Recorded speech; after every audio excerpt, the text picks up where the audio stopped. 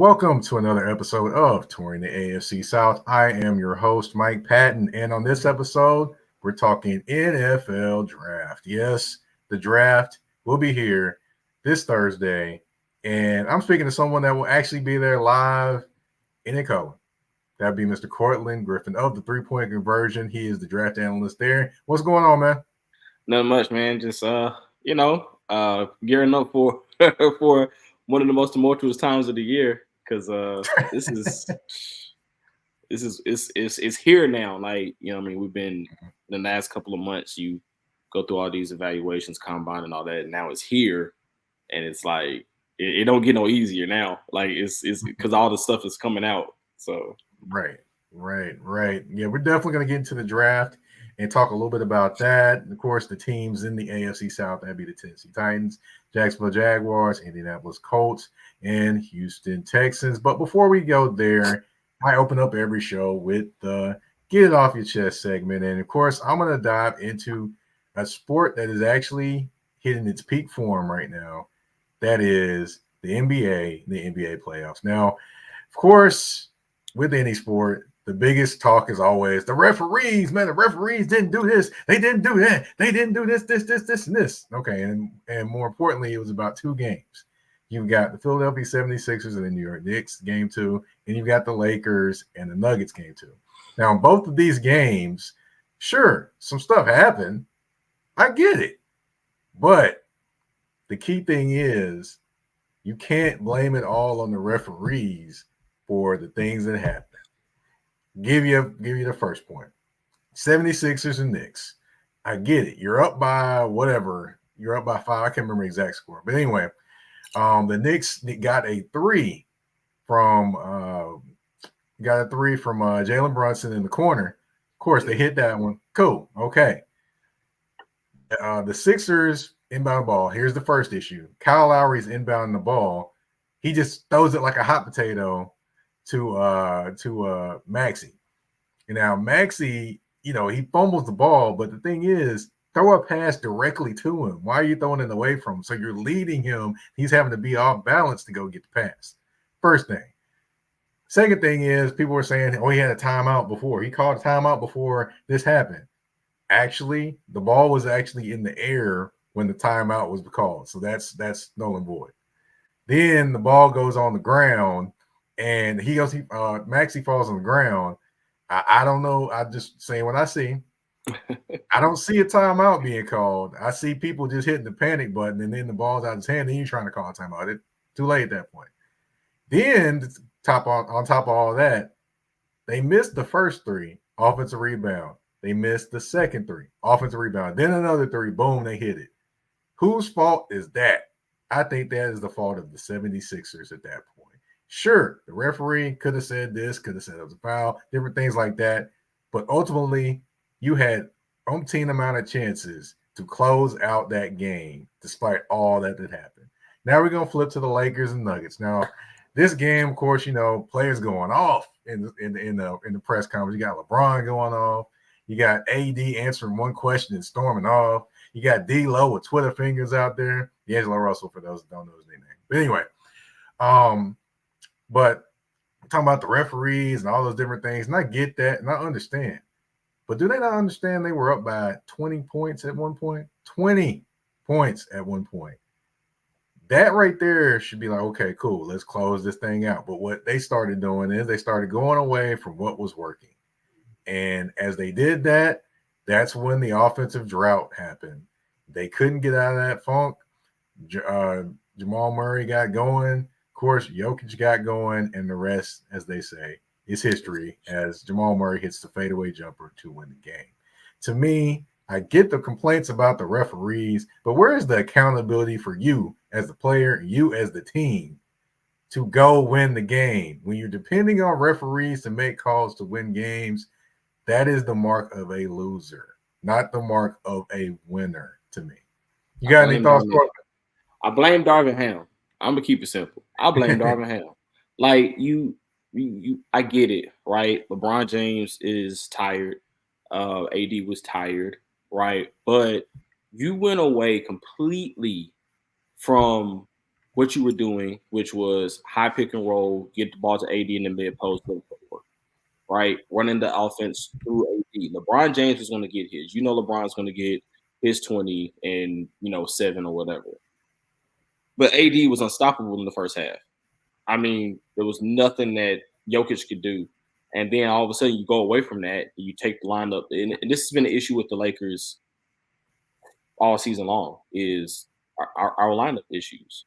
Like Darvin Ham just decides to throw. He's throwing stuff at the wall and hopes it sticks. And, so and that's not going to work against the defending champs. I don't care.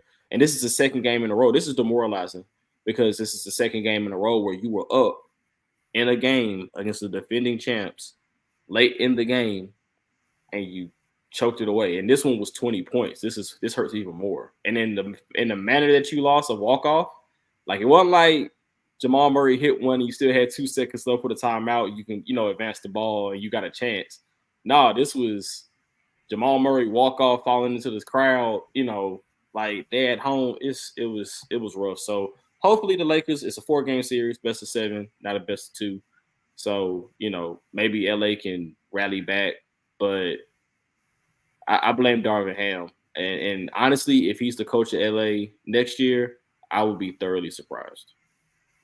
He'll probably still be the coach. But the thing I look at too is also not only do I totally get the blame with Darvin Ham, but I also think the players should accept some of the blame as well. So I think I think not only the lineups, but definitely the players as well. Because I'm sitting there thinking to myself, I'm like, okay, why are we shooting that shot?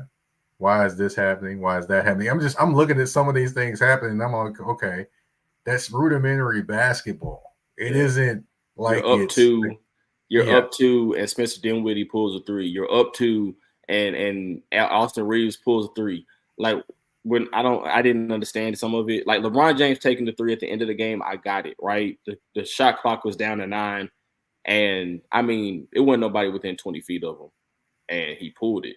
So he had hit 2 to even get us the lead. We went back up by 5 with the 2, LeBron 3s. So it was just one of them things. Like you watching this game and you like, man, we up 20, but Denver kind of reminds me of Golden State back in 20s, that 2015 to 2020, 2022 run where it was like, dude, it don't matter. You can be up 30. It don't matter. They're going to walk you down. And that's just kind of how this team is built. So, I mean, I'm a Lakers fan. I love my Lakers, but yeah, man, it's tough. Down 0-2. Yeah. So. Well, I hear you there. And we have somebody saying, hey, to the show. Yeah, that's your wife, man. But yeah, we did have definitely a comment from Mr. Corey Jackson. 80 is unstoppable in that coaching. Oh my goodness, man! I can't even get through the comment. You want to finish the comment, man? Because he was coaching like Bunda Dub says, trash. Oh my goodness, I hear you there. But hey, that's enough basketball talk. Shout out to Bubba Dub. That's enough basketball talk for this show. Let's get back over to the real show. And then, I'm sorry. There's one last thing I wanted to say. The Denver Nuggets walked them down better than Jason did all the people he killed on Friday. God. They just walked them all down. You look like you running, you way away. Jason just taking them little steps. Yep. And then you look up, you look back, you trip, you think, oh, I got time to get up. As soon as you get up, Jason right there. So yeah, they basically walked him down just like Jason do. All the people he killed in Friday the 13th. So, it is what it is. But let's move on to the NFL draft. Of course, we have the Titans. Of course, they had a great offseason. To me, they did, with the pieces that they brought in, with all the, the different things that they did to kind of upgrade this roster. But, of course, there is always going to be some holes. Like one hole that I'm looking at is still the offensive line. Now, we're going to get into a couple other ones that I can mention. But, the big talk is Joe Alt. Are they going to get Alt? Are they going to do this? Are they going to take Neighbors? In your opinion, if Neighbors and Alt are there, who do you take if you're the Titans? If those are my only two choices, if it's Joe Alt, who's arguably the best offensive tackle in this draft, and then Malik Neighbors, who is on a lot of people's board, the wide receiver one, I'm taking the guy who can put the ball in the end zone. That's just me personally. If Courtlandt Griffin was Rand Carthon, I take the guy who can put the ball in the end zone. We've seen that work in the NFL. This is not a formula that is, unprecedented, right? I take you back to the Cincinnati Bengals about 3-4 years ago, where they had a hole at both tackle spots, and they take Jamar Chase instead of Penei Sewell, who was a generational offensive tackle, and has proven as such in Detroit, as you can see how good their offensive line has been. But Jamar Chase puts the ball in the end zone, had one of the greatest rookie seasons we've ever seen as a receiver, and got his team to the Super Bowl. So I think you have a young quarterback who needs a young guy to get that chemistry with, have that guy to grow with, right? Josh Allen has had that guy. Patrick Mahomes had Tyreek Hill, and still has Travis Kelce. I think Will Levis needs to. CJ Stroud has Tank Dell and Nico Collins, right? So if you look at all the young quarterbacks around the league, they've all had their wide receiver to kind of grow with them and help them mature. I think you got to get Will Levis that guy, and Brian Callahan's system needs that guy, that versatile guy. So I'm going Malik Neighbors.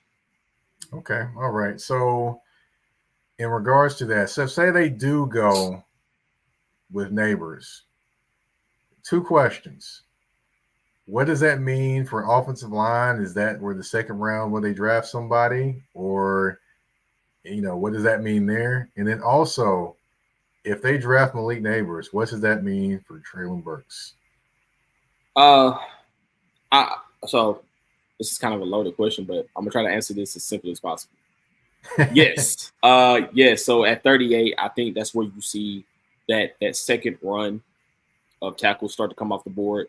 You start to see the Jordan Morgans, the Kingsley Suamataes, those guys start to come off the board. I know Patrick Paul has been the buzz, right? He's a buzz guy at tackle. He's a fringe first round guy, and a lot of these guys have first round talent, but there's only 32 first round picks. So somebody's going to fall to 38. And I think if you're the Titans, if you do pick Neighbors, you go for one of those three guys at the top of that second round. But then, like you said, what does that mean if you pick Neighbors? What does that mean for Treylon Burks? Well, Nick Foles kind of put it in perspective in the press conference. And for all of you Titans fans that are listening today, I implore you to go listen to that press conference. It was, I want to say about 2 weeks ago, when Nick Foles says, and he was asked about Treylon Burks, and he said he's going to get what he earns. And that kind of seems like the buzz around the camp, is you got to earn your spot. This isn't you were here, right? So you were invested, or you're a vested guy, so you get playing time. It's you got to earn it. And right now, today, Rand Carthon even said we got to draft to get ahead of needs. You can't just draft based on need. You got to draft and get ahead of these needs. And so I don't think you come into a draft where you've got a blue chip wide receiver. You got 3 blue chip wide receivers in this draft, and you have the opportunity to pick one. Because the Titans, traditionally, we've been a mid-20. They've been a mid-20, late teens, mid-20 team picking. So it's been rare that they've gotten a chance to pick in the top 10. And this year you get a chance to pick in that top 10, and you get a guy like Malik Neighbors. I think you get him, and you figure it out with Treylon Burks. Well, I hear you there. I definitely hear you there. But, let's flip that scenario. Say Joe Alt goes. To me, I think Joe Alt goes. I think that maybe Country Grammar comes to Tennessee. Now, for those that don't know who Country Grammar is, that is South Carolina wide receiver Xavier Legette. Now, you're trying to figure out why I'm calling Country Grammar. Just all I can say is this: pull up the tape and just listen to him speak. See how he looks and hear how he talks. That will explain the entire story. But anyway, And I'm going to continue. I love calling him country grammar because, I mean, He it just said fits. it's a tie between him. It's a three-way tie between him, my man who was the head coach for Alabama. I can't think of his name. He's a basketball player, and I can't think of his name right now. Oh man, Avery. Avery Johnson. Avery Johnson and Randy Moss. It's a tie between them three for who's at the country. It's like if you didn't see what they look like, that's hilarious, man. Like when he was talking at the combine, I was like, that is not coming out of that man. But what do you think of if they go all and then they bring country grammar here in Tennessee? Now that's Xavier Legette. I'll stop calling him country grammar for the sake of the show, but Xavier Legette. Honestly, I like Xavier Legette, but I would go a different direction, right? And I know Xavier Legette, a lot of people like him, but I think Jalen Polk is a guy who not a lot of people are talking about. And if you look at that Washington, right? Yep. If you look at that Washington trio, and that's Jalen McMillan, or Jaden McMillan, Jalen Polk, and Roma Dunze. Polk was the most consistent out of those three, right? Like Dunze kind of came on last year, and then this year he started really slow, and then he came on after the McMillan injury. But Polk has just been that consistent guy. He gets open, finds ways to get open, can do it after the catch, can do it over the show. You know, his ball tracking skills are probably some of the best in this draft. He's got solid hands. Again, another guy that Will Levis can find early and grow and get chemistry with. And I think also you got to look at what you have for DeAndre Hopkins. Because is he going to be here next year, right? Is he going to be in 2025? We don't know. So you got to look at that. So I like it. I like Legette. I also like Jalen Polk in that in that spot as well at 38. And you can't go wrong with either one. Both of them have their are good route runners. Both of them have solid hands. I think Legette gives you more run after the catch, gives you a bigger, stronger body. My only question is how does the knee hold up? And was his 1 year at South Carolina a flash in the pan or more to come? Good questions. Good questions. Well, we have more questions and more draft talk. We're going to take a quick commercial break when we get into the Jags, the Colts, and of course, the division winner, the Houston Texans. That and more when we come back from this commercial break. EBO Beard Butter and EBO Beard Wash are two of the best beard grooming products for men worldwide. They help promote growth, keep your beard moisturized and soft, and enhance your overall upkeep of your facial hair. And with the new promo code MPAFC10, you can get 10% off of these products. Just go to www.etsy.com/shop/EBO Beard Butter. Again, that's www.etsy.com/shop/EBO Beard Butter. And again, the promo code MPAFC10. Again, MPAFC10, where you can get 10% off any products except for beard boxes. So treat your beard better today by going to get these the EBO Beard Butter and EBO Beard Wash.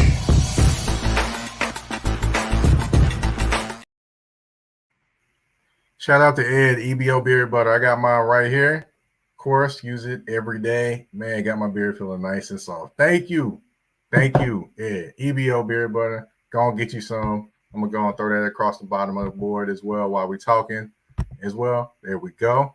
So as we were going to the break, we were talking about teams. Of course, we talked about the Titans. I'm going to kind of go to the team that was supposed to win the division or said by many to win the division last year, but it just didn't happen. That would be the Jacksonville Jaguars. Now, what are your thoughts for them in terms of what they did? Now, of course, let me just give everybody a little bit of a layout here. Okay, they brought in Eric Armstead for their D-line to kind of beef that up. They lost Calvin Ridley, but then brought in the Bills, Gabriel Davis at wide receiver. They lose Demetrius Williams at cornerback, but they bring in Darnell Savage, which, according to Demetrius Harvey, that covers the team, he's actually going to be a nickelback and not an actual safety, which that's interesting in its own right. But yeah, so basically they've got some holes to fill. And one of those holes has to be the secondary. With the first pick, it has to be a cornerback, right? Yes, I think you do. I think you go corner there. A lot of I've heard a lot of people around that fan base and a lot of experts say that they could go receiver there. I don't think you go wrong with either one.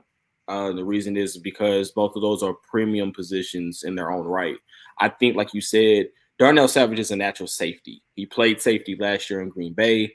That's what he does well. Him being a nickel guy kind of scares me if I'm if I'm a Jacksonville faithful, because you're in a lot of man coverage against a lot of guys, and in this division, with these receiving cores, the Titans being more improved on the receiving side, we're looking on paper like they'll be more improved with DeAndre Hopkins and Calvin Ridley and Brian Callahan's system, where he'll have, he's going to create mismatches and things of that nature.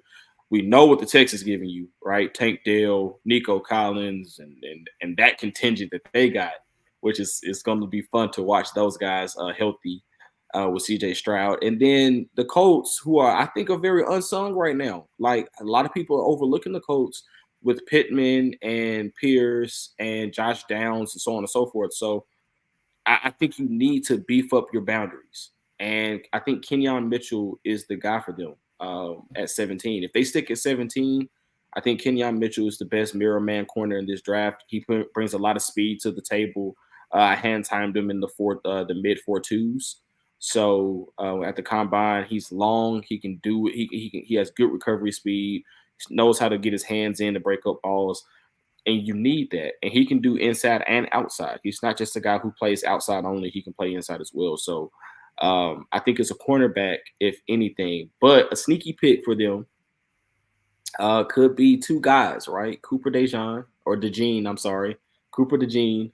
Or Tyler Nubin, who's a guy who hasn't gotten a lot of love, it seems like, over the last couple of months, despite being one of the best safeties in the country last year. So I think Tyler Nubin, if you're going to go safety, if you're putting Savage down in a nickel, unless he's going to play back in safety and then the nickel packages pay the nickel, I think you go get a full-time safety to put that back there with Andre Cisco and replace Rayshon Jenkins that you lost this year. Right, yeah. Rayshon Jenkins landed with the Seattle Seahawks, by the way, for anyone that doesn't know.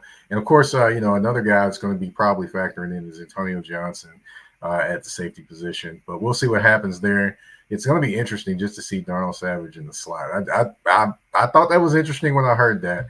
But you mentioned you didn't mention one other position that has given the Jaguars problems over the years. That would be the offensive line. Of course, they brought in Mitch Morris. They brought back Ezra Cleveland, who they traded for this past trade deadline. Mm-hmm. And, of course, they have Cam Robinson there, which I know he's been there for a while. Totally understand that. And then you have Walker Little. You got Anton Harrison. You got guys there. But do you think they still need more up front? Just some more consistent guys or more young guys to kind of pump in there for depth, or just for potentially being starters there? If you're going to bring in a guy, I think you have to really love him, right? Because it's not like you don't have pieces. Like you said, you've got Anton Harrison, who was brought in as a tackle, who played very well last season in spots. Greg Little, who was one of the better right tackles, pass blocking right tackles in the league last year. You bring in Mitch Morris, who was just in Buffalo last year, one of the better centers. He's a veteran presence there, can anchor very well for an offensive line. That's going to also probably help Trevor Lawrence in his development as well as he continues in his young career. But then, like you said, can you see them bringing in maybe a Jackson Powers Johnson at 17? Maybe trading back and in the first round and bringing in a Cooper Beebe or Christian Hayes, Hayes or someone like that. I could see that as well. It's weird, right? This is not a bad roster. This is not a roster that's devoid of talent and or weapons. So they can go either way with this pick. They can go defense, like I said, with corner or safety. They can go offense with another guard or a center to beef, like you said, beef up the offensive line. They can go receiver, right? and beef up the weapons for Trevor Lawrence. So it's all one of those mixed bags. It's just how does Trent Baalke, how does he view this board, and how does he view the value of these prospects? Right, right. And of course, you mentioned wide receiver, and that could potentially be an option in the first round too. But let's say they don't go there in the first round. How soon do you think they go wide receiver? Because of course, like I mentioned, they did lose Calvin Ridley from the Jaguars to the Titans. They still do have my boy Bruce Leroy, aka well, I call him Bruce Leroy, but his name is Zay Jones. But yeah, if you see his picture when he signed on the day he signed, just like that, you'll know why I call him Bruce Leroy. But anyway, so they still have Bruce Leroy, they still have Christian Kirk, they do have some younger wide receivers as well. Don't have Agnew there anymore, but it's just going to be interesting. So do you think they potentially, if they don't go first round, how soon do you think they go wide receiver? I think you look at it in the second round, no later than the third round. If you're the Jaguars, because of the simple fact the teams that are below you are going to be looking at receivers. So you have, and the teams after, even early, like I said, early in the second round, we go back to the team that's in the division with them. The Tennessee Titans need receiver, so if they go Joe Alt, then you're looking at 38. They have this pocket of talent at wide receiver that they can choose from. If Adonai Mitchell, shout out to him, former Cane Ridge Raven, which is right up the street. If he's on the board there, right? Like, where does do you choose him, right? Is he an option there? Maybe.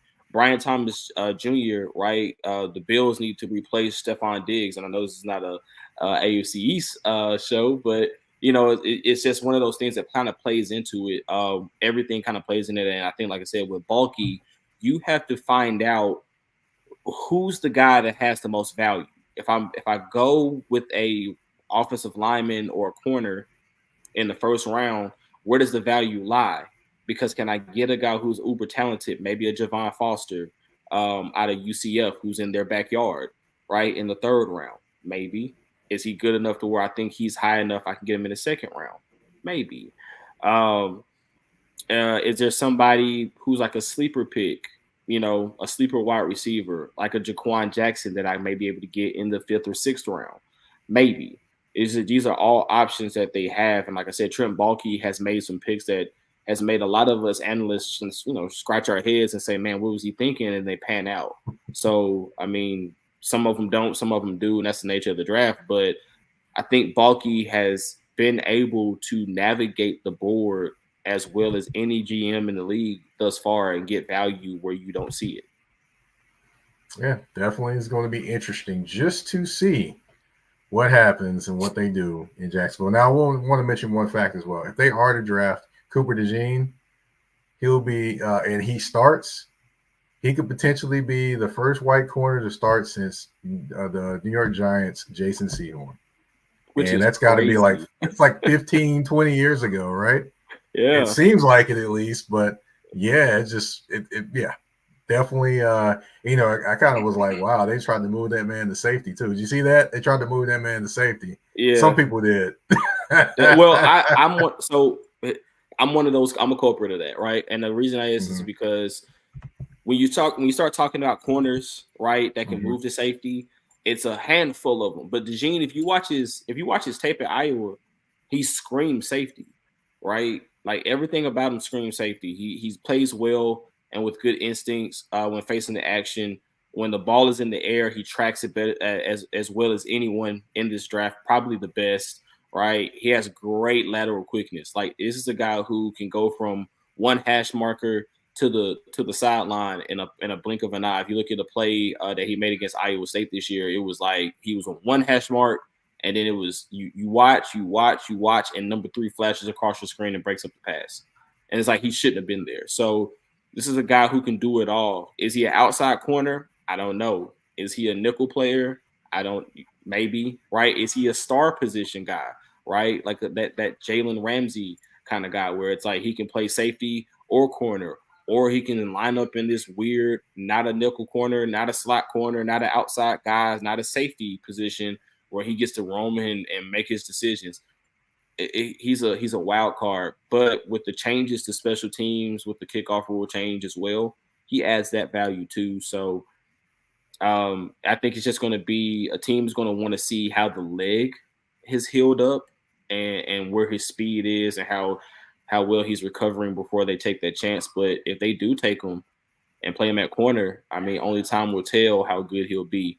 Because, Mikey, if you remember, keeping in the AFC South, there was a guy that the Titans drafted out of Texas. They tried to play a corner, and where did he end up at?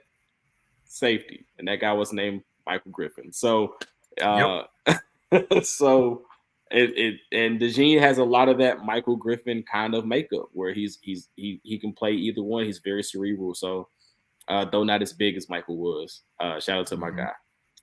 I hear you there. We're going to switch over to another team in the AFC South. That would be the Indianapolis Colts. Now, for them, their key thing was, if I had to put a theme on their offseason, it's run it back because they brought back everyone that was a free agent pretty much. So for them, I would think a key position would be edge rusher because for them, they had a combination of guys make plays, but they didn't have that one guy be like, okay, cool. That's the guy that's going to stand out. They thought Kwity Paye would potentially be that guy, but we're in the year, 4 or 5, and he's still trying to figure it out on a consistent basis. Year 4? Yeah. So at this point, I don't think he's going to be the guy. So am I wrong to think that potentially they could draft the edge rusher to kind of get this draft kicked off for him? No, but I think edge rusher is a weird position this year, right? Because you got 4 guys that we don't know what team is going to draft them. And it's funny, right? Because if you ask some draft analysts, Latu Latu out of UCLA is their top guy. If you ask me, Jared Verse is to me the most polished guy. And then Dallas Turner's not far off of that. My question is, with the Colts, which guy falls to you? Because there's 2 teams that can draft an edge rusher before you. And 2 of those teams are the Atlanta Falcons, who need an edge rusher. And then also the Chicago Bears, who can take a page out of Houston's book and draft Caleb Williams with the number 1 overall pick, and then draft their edge rusher of the future and future defensive captain at the number 9 pick.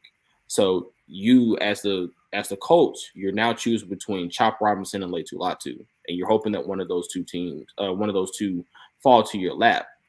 I personally think, in my mock draft that'll probably drop tomorrow, I'm just going to play spoiler here. I personally have been picking Nate Wiggins. I think cornerback is a more important position for them. Shoring up that back end just makes the most sense. And like I said, they're kind of like in the same position as the Jaguars, where you're in this division and you're playing against all of these really good wide receiver cores.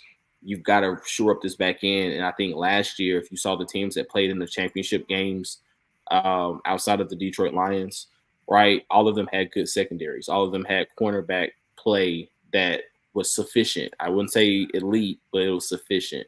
And all of them had at least one guy on the team that could line up across from the number 1 receiver, right? Whether it be the 49ers had Shavarius Ward,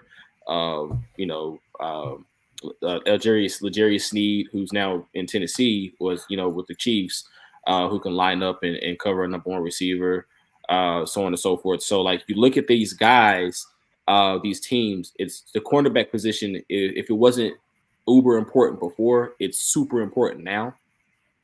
In today's NFL, whereas the edge rusher used to be, right? It used to be get pressure on the quarterback and you can disrupt the whole game. But now if you got a corner or 2 corners that can, lock up receivers, now you throw off the timing of the quarterback and it helps your pass rush. So Kwity Paye may be trying to figure it out, but if you get Nate Wiggins over there, pair him up with Juju and see what you got on that back end with Blackman and those guys coming back, now you're talking about Kwity Paye maybe boosting his numbers up maybe 3 sacks because your back end is locking up receivers. Okay. All right. And for those that don't catch it, Juju Brents is who he's talking about. No, he's not saying Juju Watkins is. No, not Juju Watkins. No. She ain't playing football yet. No. Oh, goodness. Just stop it.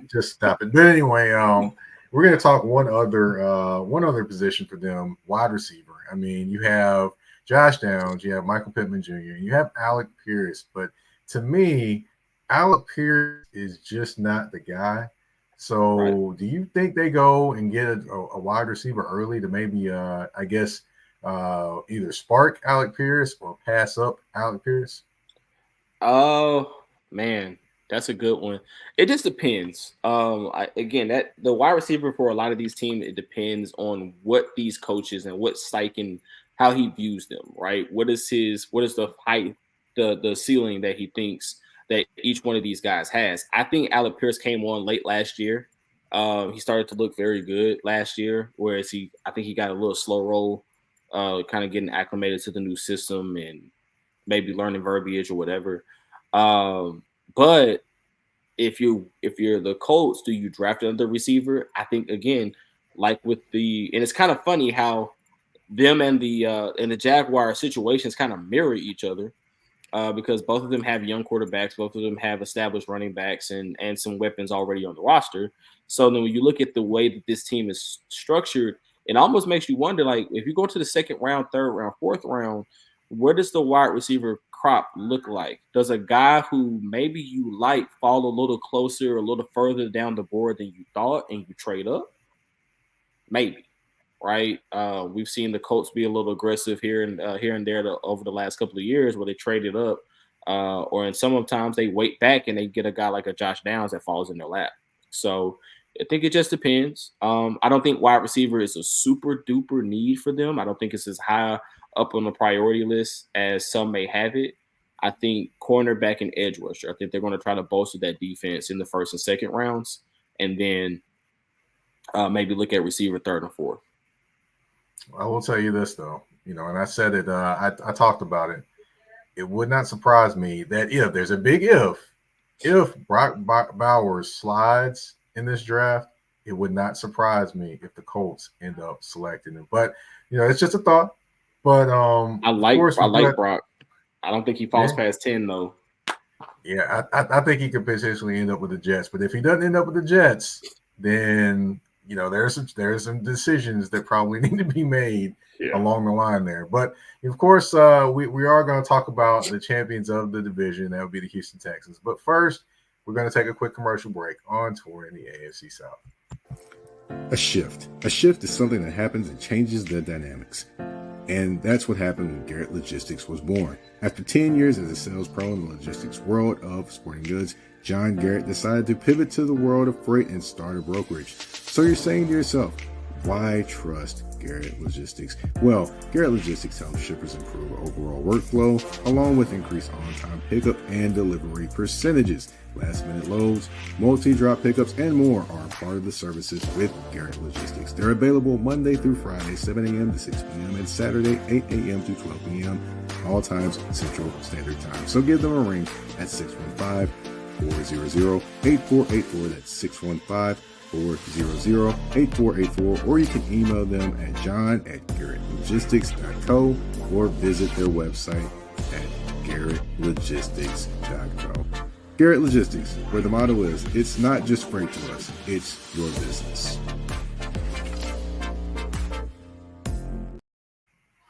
All right, and we are back, and we are going to finish up talking about the teams in the AFC South. And of course, we have one comment. Is this Houston's division to lose?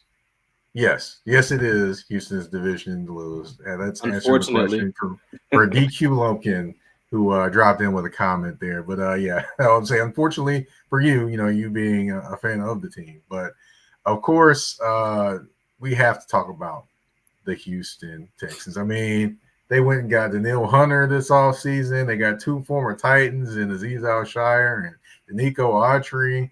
They signed back Dalton Schultz. They bring in, they just bring in Diggs via trade. I mean, just look at all the different things they did. Joe Mixon at running back, and they essentially got all the components, but they basically upgraded the talent around CJ Stroud and on the defensive side. But of course, there's always questions. The champs of the division do have a couple of those. And one I'm going to start with the free agency.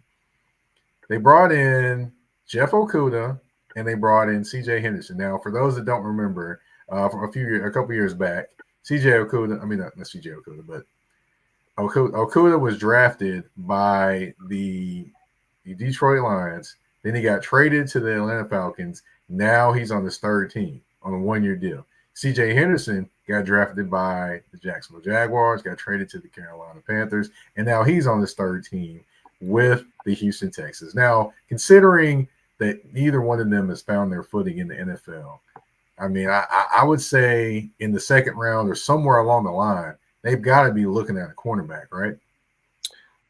Yeah, they got 2 second-round picks, and I think at one of those picks has to be a cornerback. I believe one of those picks has to be a defensive lineman as well. But corner is definitely a need there because, like you said, C.J. Henderson, he looked like he was promising, man. He looked like he was one of those dudes that was going to come in and be a franchise changer.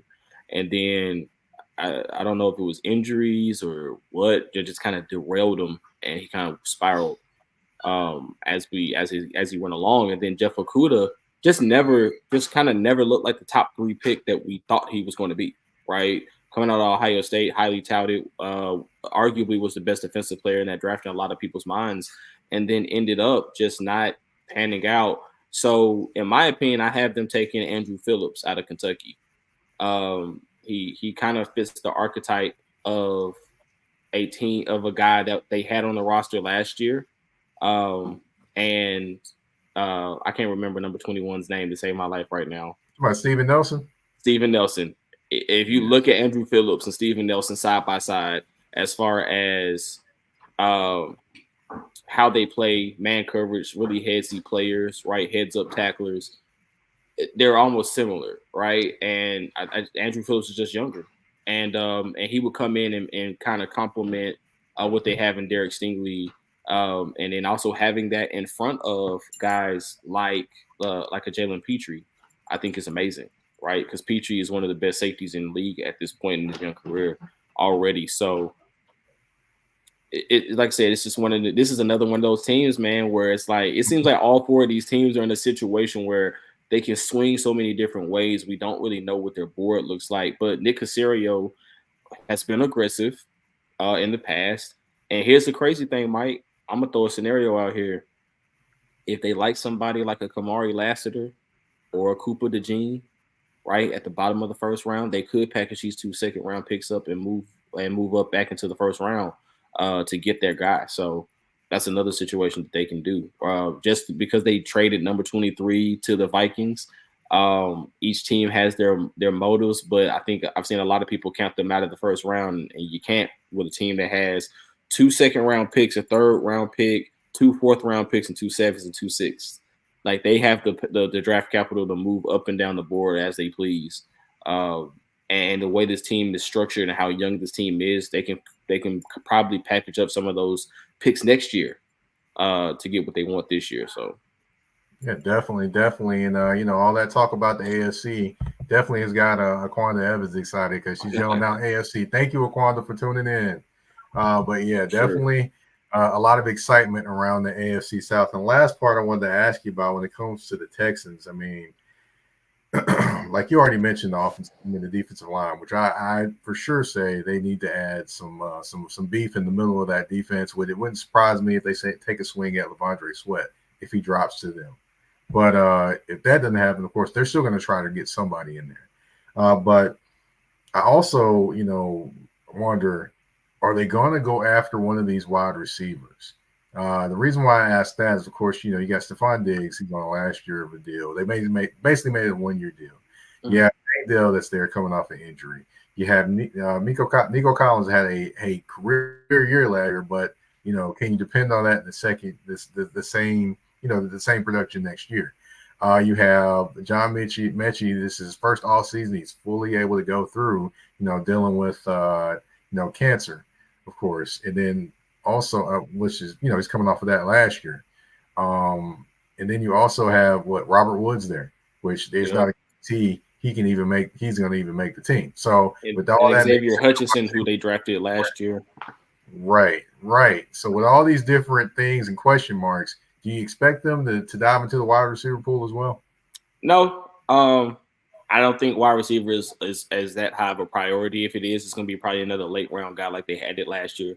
Xavier, the crazy thing is that last year's wide receiver class was so kind of wonky that Xavier Hutchinson, who a lot of people felt like was a early third to mid fourth round pick guy, ended up falling to them in the sixth round, which was surprising to a lot of people. So they have some young guys that they can develop and slow it in that team, that offensive team over there.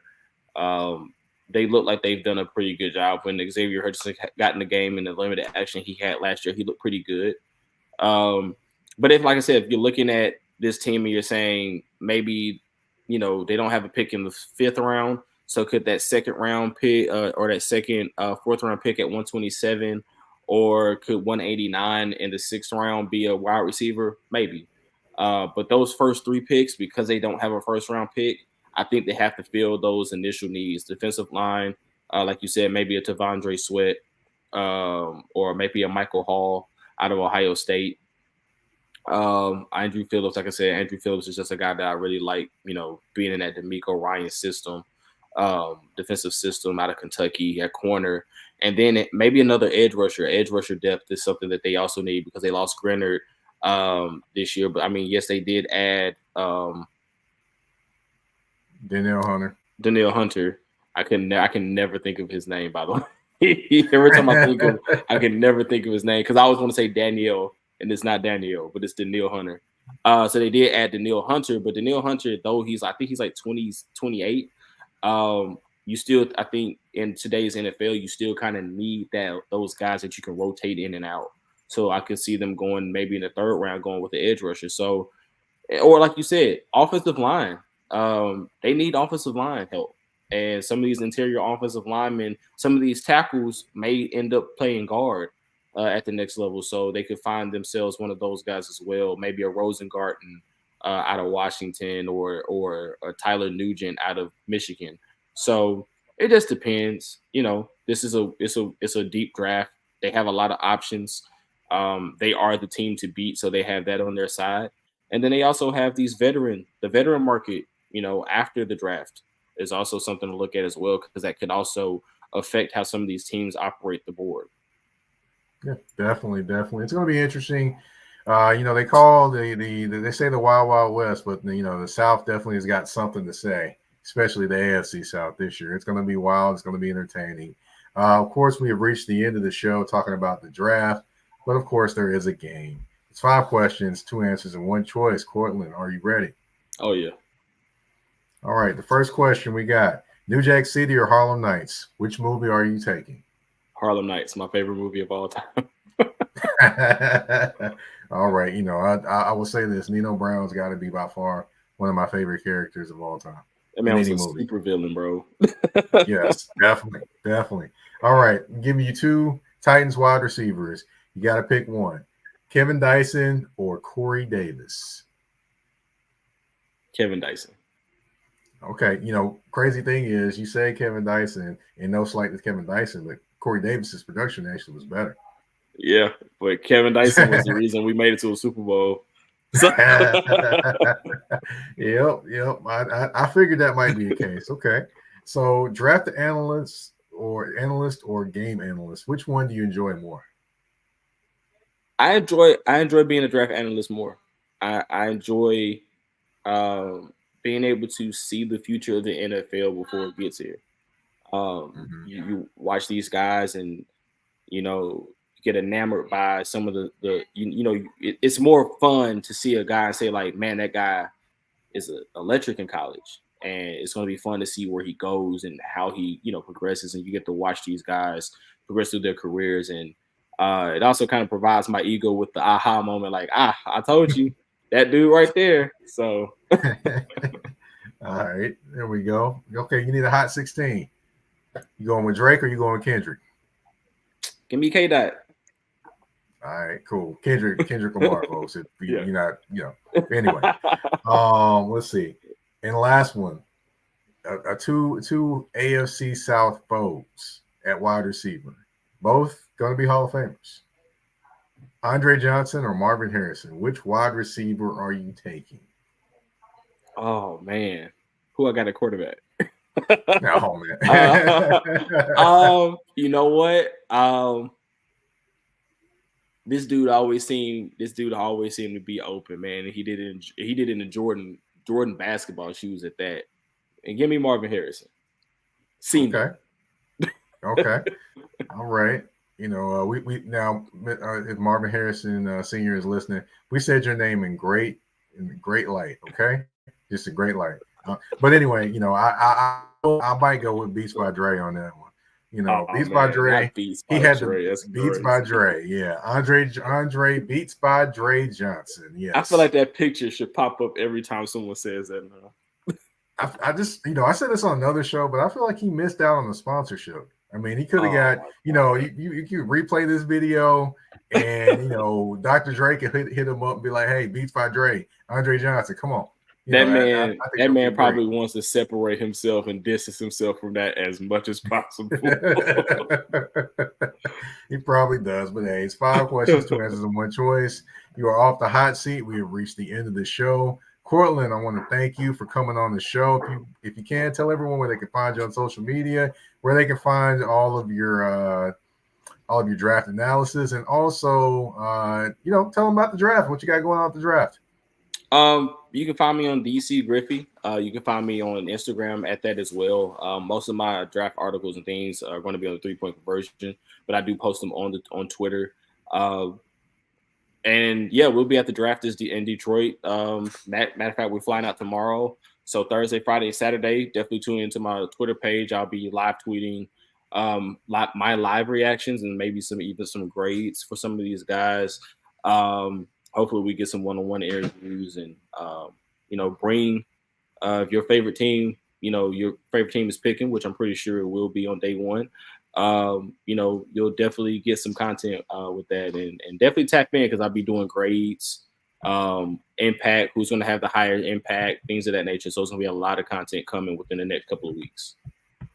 All right. Thank you again, Courtlandt. And of course, if you don't know, I'm the host of Touring the AFC South. I am Mr. Mike Patton. Of course, you can find me on the artist formerly known as Twitter at Mike Patton 82. That's MikePatton 82. Of course, artist formerly known as Twitter, paying homage to Prince, one of the greatest artists of all time. Of course, you can find me on Instagram and Threads at that's THA, not THE, _general_MP. Touring the AFC South, you can find it on all listening platforms, whether it be Spotify, Apple Podcasts, Google Podcasts, iHeartRadio, you name it, we are there. And of course, you can find it on YouTube. And if you would, go ahead and subscribe, click the like button, rate the show, whatever you can do in all those different places. Please do. Helps get my podcast in more views, more viewership of people. Hey, just share it. Share the podcast. That's all I ask. But I want to thank everyone for tuning in to this episode of Touring the AFC South. We're out. Peace.